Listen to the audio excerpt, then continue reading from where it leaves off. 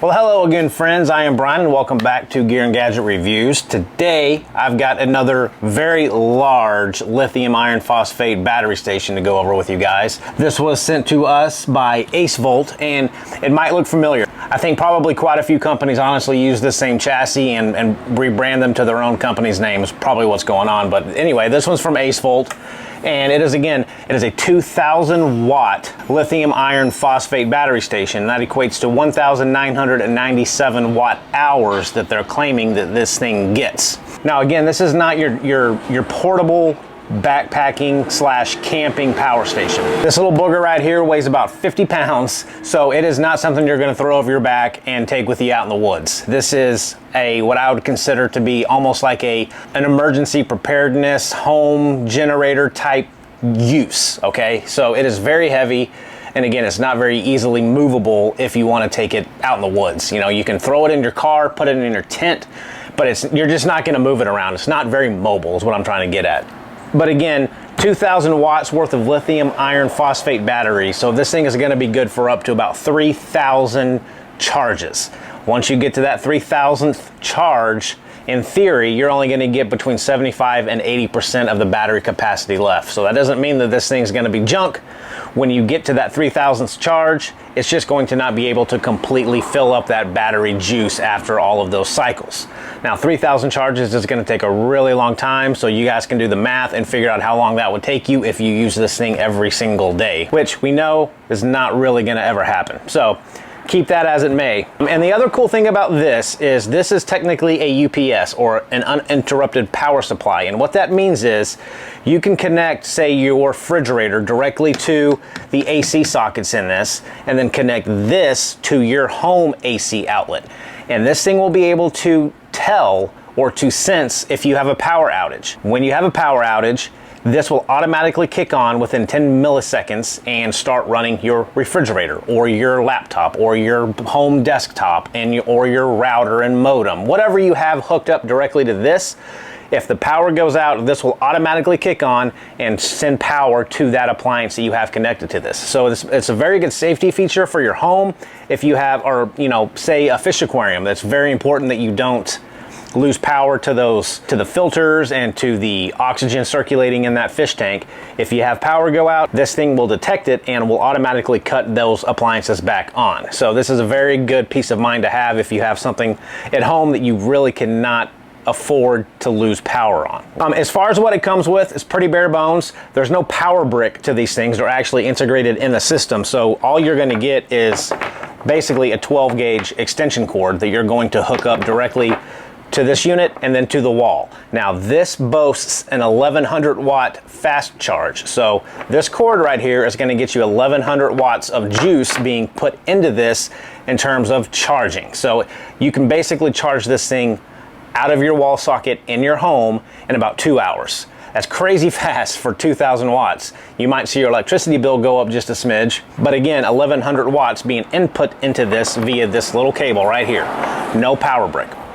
Now, if you want to do solar charging, this will accept up to 500 watts of solar charging, or 50 volts. And that is input via Anderson plugs right here on the side, and I'll show it to you when I come around, but it's an Anderson input for your solar charging. And again, up to 500 watts max of solar charging. You cannot do both. So you can't plug in solar charging and you can't plug in home AC. It will only accept one type of charging at one time. It will also charge via a car cigarette style charger, but you're only going to get about 100 to 120 watts of charging power being input into that with your 12 volt socket charger.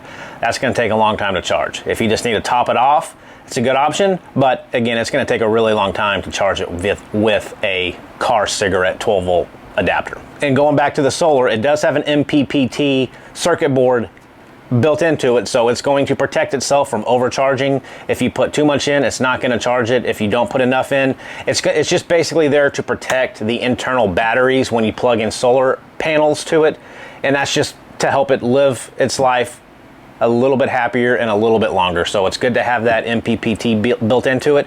And it also does have a battery management system built into it too. So it's got your overload protection, your short circuit protection, your high temperature protection. It's going to cut on fans if it gets too hot. It's going to completely cut off if it gets too hot. So there's just a lot of integral parts built into this that's going to protect it from actually hurting itself when you're using it.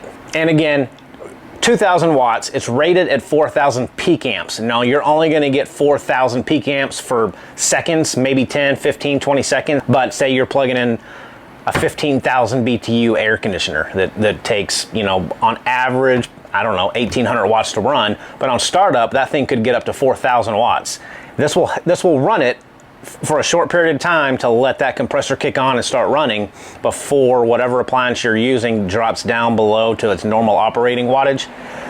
This will run it if it doesn't exceed 4,000 watts for just a very short period of time. So it's kind of like extra gas in the tank. And last but not least, before I bring you guys in closer, this does come with a 2-year warranty from the manufacturer. So if you buy it, fill out the warranty card, and you've got 24 months worth of warranty on this thing. So, okay, so just a quick close-up view.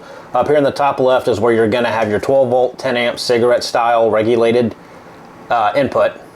Then over here, you're gonna have your XT60 input as well for items that have this type of input connection. So that's there for you. You're also going to have two 12 volt 3 amp barrel connections right here to plug something into. You're going to get two standard USB-A 2.4 amp inputs, and then you're also going to get two USB-A 3.0 quick charge inputs over here. And then you also get your two Type Cs. These are actually rated at 100 watts each. So you've got 200 watts of Type C output. This is not an input, so you can't use these to charge it, but you can output things up to 100 watts per each outlet. So you can charge your MacBook or your laptop or something that takes a higher wattage, use these Type C outputs, and again, both are at 100 watts. Over here, you've got your standard light, press and hold, cuts it on, and it's got a couple of different modes. Press and hold to cut it off.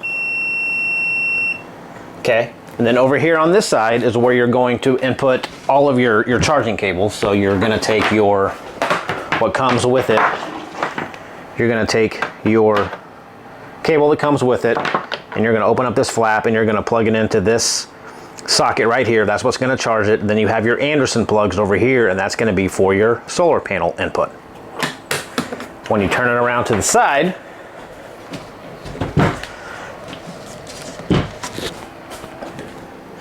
flip open this lid, and this is where your 6 AC outlets are going to be. So you can run up to 6 different appliances with this as long as they don't go over 2,000 watts. You've got 6 different plugs.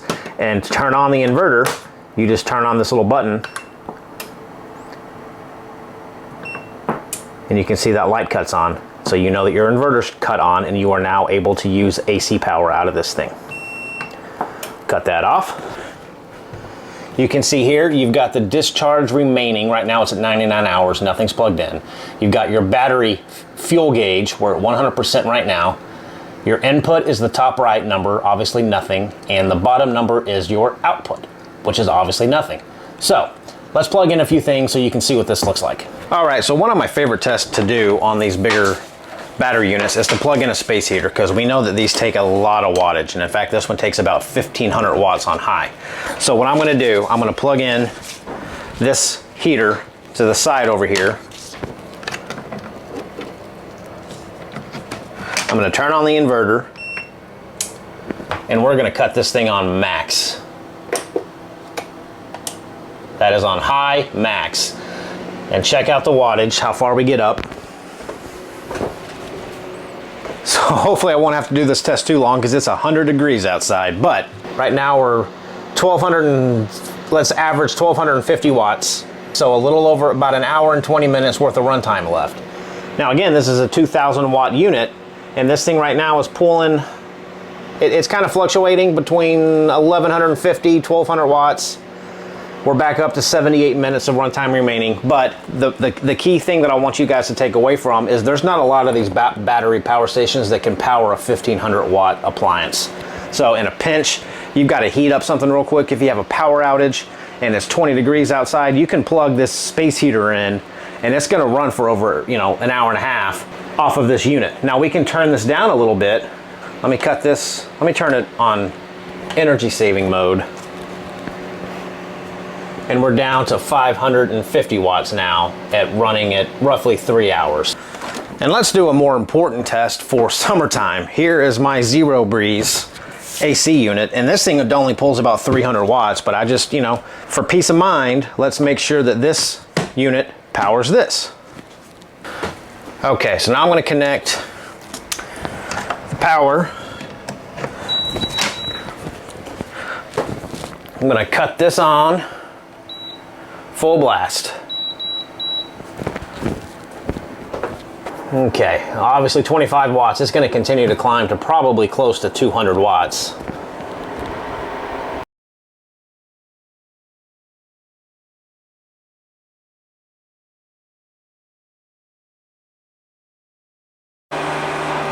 Okay, so I think we have maxed out at around 250 watts on this Zero Breeze air conditioning unit, and this power station is handling it without any issues. I've got 6 hours of runtime remaining, 250-ish watts being used. So obviously this doesn't have any issues powering this portable air conditioner unit. Okay, so last test, let me just show you folks the amount of watts that gets put into this thing when you actually start charging it.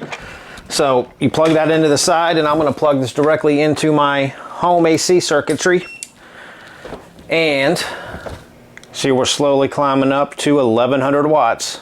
1100 watts of charge juice. So gang, I'm actually going to leave this plugged in because I'm going to be using this specific unit out on my next camping trip with that AC unit that I just tested it with. So I'm going to get it up to 100% and have it ready to go for my next trip. But overall, guys, you know, these type of things are invaluable to me because I do use them camping in my truck, and I've got to have something to power that air conditioning unit, especially in the summer. So these are absolutely perfect for my case.